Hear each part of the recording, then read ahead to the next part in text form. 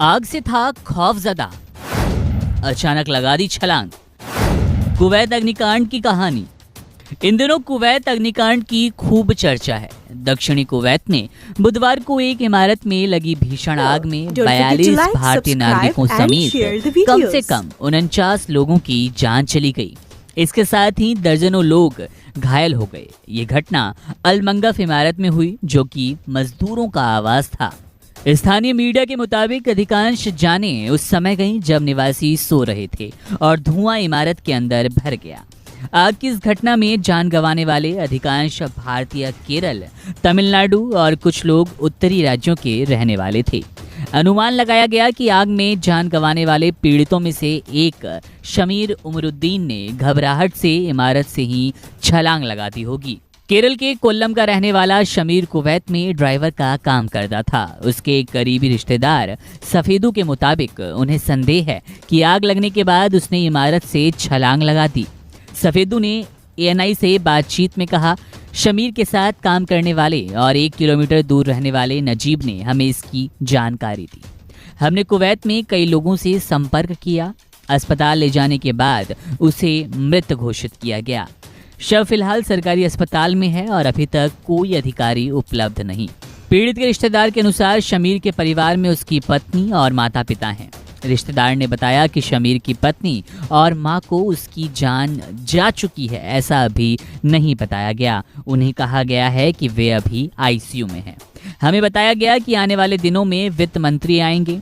सांसद कोडिकुन्नील सुरेश ने फोन किया। हम केंद्र और राज्य सरकारों से अनुरोध करते हैं कि शमीर के शव को जल्द से जल्द घर वापस लाने के लिए हस्तक्षेप करें। उन्होंने आगे बताया कि शमीर पिछले 5 सालों से कुवैत में काम कर रहा था।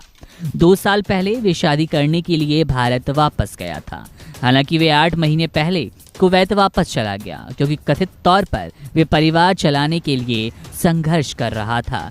जाहिर तौर पर तमाम मजदूरों से भरी वो इमारत, जिसमें लापरवाही और सवालों का कटघरा बन गया। लगातार सवाल उठ रहे हैं कि एक इमारत में 196 लोग आखिर किस मजबूरी के चलते रह रहे थे। आग इतनी भीषण थी कि 49 लोगों की जान चली गई। नींद में उन्होंने कब दम तोड़ दिया, इस बात का अंदाजा उन मजदूरों को भी नहीं था, जिन्होंने अपने परिवार के लिए 2 वक्त की रोटी जुटाने के मंसूबे से, मकसद से उस बिल्डिंग में रहना पसंद किया। एक ऐसी बिल्डिंग जो आग के हवाले हो गई, एक ऐसी बिल्डिंग जो सिर्फ धुआं वाली इमारत के नाम से जानी जा रही थी। वो बिल्डिंग अब घर सा बन गई उन तमाम शवों का, जिनके लिए आज शायद उनके परिजनों को सटीक जानकारी भी नहीं कि वो बच पाए या फिर नहीं। आपको फिर बता दें कि 42 भारतीय मजदूरों की इस बिल्डिंग में जान चली गई। कई मजदूर ऐसे रहे जिनको सोने के दौरान काफ़ी धुआं महसूस हुआ, लेकिन वो बेहोश हो गए या फिर बेहोशी की हालत के बाद ढंग से उठ ही नहीं पाए। कितने मजदूर झुलस गए, कितने मजदूर धुएं से अपनी जान गंवा बैठे, इस पर अभी और जानकारी आना बाकी है। मामले पर हमारी नज़र है। जैसे ही कोई बड़ा अपडेट मिलेगा आपसे साझा करेंगे।